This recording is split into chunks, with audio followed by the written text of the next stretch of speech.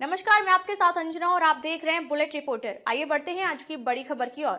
पतंजलि ने मऊगंज में कराया जमीन का रजिस्ट्री। 500 करोड़ से ज्यादा का होगा इन्वेस्टमेंट।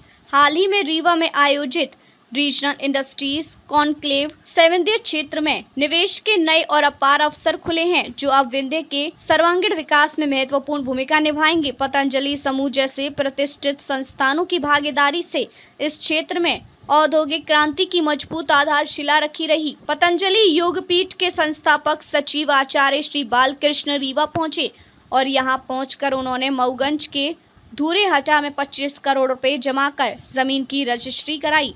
उप मुख्यमंत्री राजेंद्र शुक्ल के अमहिया स्थित निज निवास पर पतंजलि योगपीठ के संस्थापक सचिव आचार्य श्री बालकृष्ण ने सौजन्य भेंट की। इस अवसर पर पतंजलि संस्थान द्वारा विंध्य क्षेत्र में किए जा रहे निवेश एवं संभावित औद्योगिक परियोजनाओं को लेकर विस्तृत चर्चा हुई।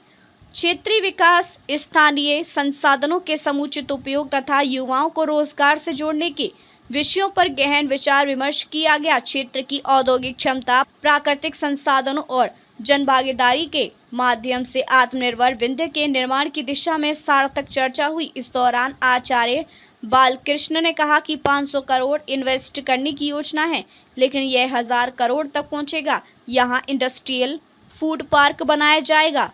रॉ मटेरियल किसान उगाएगा और उससे हम खरीदेंगे। इससे रोजगार के अवसर भी बढ़ेंगे। वहीं डिप्टी सीएम राजेंद्र शुक्ल ने कहा कि हमारे यहाँ नहर है, सड़क है, रेलवे का विस्तार हुआ, हवाई अड्डा बना, पर्यटन और हरित क्रांति तो हम के आगे, लेकिन क्षेत्र के विकास के लिए औद्योगिक क्रांति की भी जरूरत थी। 2011 से प्रयास कर रहा था, लेकिन रीजनल कॉन्क्लेव से विंध्य में औद्योगिक क्रांति के रास्ते खुल गए। 400 एकड़ जमीन पतंजलि ने ली है, जिसमें करोड़ों का इन्वेस्टमेंट किया जाना है, जिसकी शुरुआत रजिस्ट्री के तौर पर हो गई है। बुलेट रिपोर्टर के लिए ब्यूरो रिपोर्ट रीवा मध्य प्रदेश।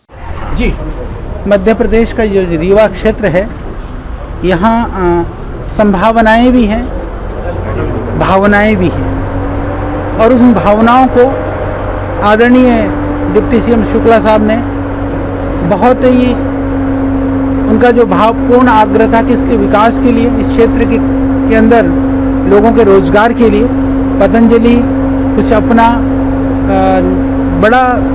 कोई बड़ी योजना बनाए, तो उसके संदर्भ में श्रद्धेय स्वामी जी के आदेश से, आपके शुभकामना से हमने प्रारंभ कर दिया है। उसका एक चरण, एक तरह से जो ज़मीन की रजिस्ट्री का कार्य हो गया है। कल रात्रि को भी हम वहाँ गए थे और अभी प्रातः काल भी वहाँ हो करके आए हैं, और उसको लेकर के हमने अभी व्यापक और बृहत योजनाओं का एक रूपरेखा तैयार किया है। और हमें विश्वास है कि विकास की गंगा के साथ में किसानों की समृद्धि को जोड़ करके जो एक नया आयाम गढ़ने का हमारा प्रयास है, बहुत जल्दी धरातल पर उतरेगा और यहाँ के लोगों को उससे लाभ होगा। पतंजलि अगर विंध्य की बात की जाए तो कितने का इन्वेस्टमेंट करने जा रही है, क्या क्या आप यहाँ पर देखिए, हम लोग सबसे पहले जो विशेष रूप से सोच रहे हैं, जो एग्रो आधारित जितने भी जो उद्योग हैं, जो भी प्रोसेसिंग यूनिट है, उसको करेंगे और कल्टीवेशन वगैरह भी कराएंगे। तो बड़ी बात यह है कि जो हम उद्योग तो ला रहे हैं, पर वो किसानों से जुड़ा हुआ होने के कारण से रॉ मटेरियल किसान उगाएगा, किसानों से हम खरीदेंगे। तो विकास के साथ में यह जो यात्रा है, वह किसानों की समृद्धि की यात्रा है। और हम वहाँ पर सिर्फ पतंजलि ही नहीं बना रहा है, अभी तो हम उसको इंडस्ट्रियल फूड पार्क के रूप में डेवलप करने वाले हैं। तो हम प्रयास करेंगे कि और भी जो उद्योगपति हैं, उद्योग जगत के लोग हैं, संस्थाएं हैं, उनको भी हम यहाँ ले करके आएँ, और जो इस क्षेत्र में जो कोई भी अपना उद्योग लगाना चाहते हैं, तो हम उनको भी आमंत्रित करेंगे। जहाँ तक रही कि रोज़गार की बात रही, क्योंकि एग्रीकल्चर सेक्टर में ज़्यादा रोज़गार मिलता है। सिर्फ फैक्ट्री के काम करने वालों को रोज़गार नहीं मिलता, खेतों में काम करने वालों को भी रोज़गार मिलता है। इस तरह से हज़ारों लोगों को रोज़गार मिलेगा। इन्वेस्टमेंट के रूप में हमने प्रथम चरण के अंदर में जो पतंजलि करेगा, जो हमने घोषणा की थी कि हम 500 से शुरू करेंगे, पर वो तो हज़ारों करोड़ में जाएगा ही जाएगा। क्योंकि जब वो हम लोग ट्रेनिंग के लिए भी यहाँ पर सोच रहे हैं, स्किल डेवलपमेंट प्रोग्राम के लिए करेंगे, हम एजुकेशन के लिए काम करेंगे, तो बहुत सारे क्षेत्रों में हम लोग काम करेंगे। जी, थैंक यू।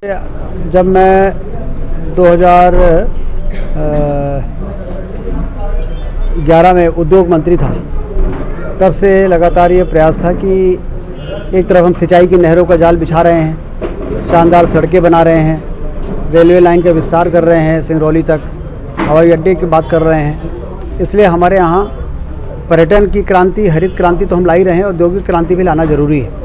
औद्योगिक क्रांति के लिए नेचुरल रिसोर्स के आधार पर यहाँ पर सीमेंट के प्लांट तो आसानी से आते हैं और पावर प्लांट सिंगरौली में है ही, लेकिन यदि पतंजलि ग्रुप का फूड पार्क यहाँ पे आ जाए तो निश्चित रूप से 1000-1500 करोड़ का इन्वेस्टमेंट भी होता है और किसानों को इससे बहुत लाभ होता है। और किसानों को अपने फसल कौन सा उगाएं जिसका सीधे एक अच्छा दाम मिल सके, इसके लिए जहाँ पर फूड पार्क होते हैं वहाँ पर किसानों की समृद्धि बढ़ती है। इसलिए पतंजलि चूँकि अब देश में फूड पार्क के क्षेत्र में सबसे बड़ा ग्रुप है, तो इसलिए हमने 11-12 में ही बाबा रामदेव जी से और आचार्य बालकृष्ण जी के साथ बैठक की थी। उस समय उनका ये कहना था कि अभी हम नागपुर में प्लान डाल रहे हैं, इंदौर में डाल रहे हैं, उसके बाद हम विचार करेंगे। तो मैं लगातार इंतज़ार करता रहा।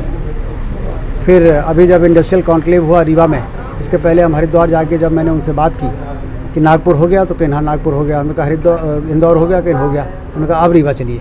400 एकड़ ज़मीन हमने रिजर्व करके आपको रखी है मऊगंज के पास। वो ज़मीन मैंने किसी को नहीं दी, 15 साल हो गए। अब आपने जो कहा था वो काम आप करें। तो चूँकि आपको मालूम है कि 2007 में बाबा रामदेव जी को मैंने बुलाया था, तो उनका एक स्नेह तो है ही। तो फिर उन्होंने आचार्य जी को बुलाया और फिर बैठक हुई हरिद्वार में। उन्होंने कहा कि देखिए ये बात सही है, अब हमें अपने वचन को पूरा करना है। तो आज आपने देखा कि ज़मीन के लिए 25.5 करोड़ रुपए जमा करके आज उन्होंने रजिस्ट्री भी करा ली और अब वो अपनी प्लानिंग शुरू कर देंगे। एक बार ज़मीन उनकी हो गई, रजिस्ट्री हो गई, तो अब स्वाभाविक रूप से उनकी रुचि यहाँ पर आएगी। कल रात में भी उन्होंने वो एरिया देखा और आज सवेरे भी गए थे एरिया को देखने के लिए, उसके बाद हमारे पास आए। तो हम सभी उम्मीद करते हैं कि धरती से दौलत पैदा करें किसान। ये जो सपना है, जो अटल बिहारी वाजपेयी जी कहा करते थे कि देश को समृद्ध करना है तो धरती से दौलत पैदा करना पड़ेगा। धरती से दौलत किसान पैदा करेगा तो वो गरीबी दूर होगी। तो अब वो सपना पूरा हो, इसके लिए जो चारों तरफ प्रयास हो रहे हैं, उसके साथ साथ आज का ये जो इनका आना और यहाँ पर प्लांट लगाने के लिए अपना अंतिम आश्वासन देना, ये निश्चित रूप से बड़ा सुखद है। अब तक के लिए बस इतना ही। फिर मिलते हैं कुछ ऐसी ही बड़ी खबर के साथ। तब तक के लिए नमस्कार और देखते रहिए बुलेट रिपोर्टर। अगर आपको वीडियो पसंद आई हो तो लाइक करें व शेयर करें। ऐसे लेटेस्ट अपडेट पाने के लिए बेल आइकन प्रेस करना ना भूलें। अगर आप हमें फेसबुक या फिर इंस्टा के माध्यम से देख रहे हैं तो हमारे पेज को फॉलो जरूर करें। धन्यवाद। नए वीडियोस एवं ताज़ी खबरें मिलती रहें, इसके लिए हमारे चैनल को लाइक, शेयर और सब्सक्राइब करना ना भूलें।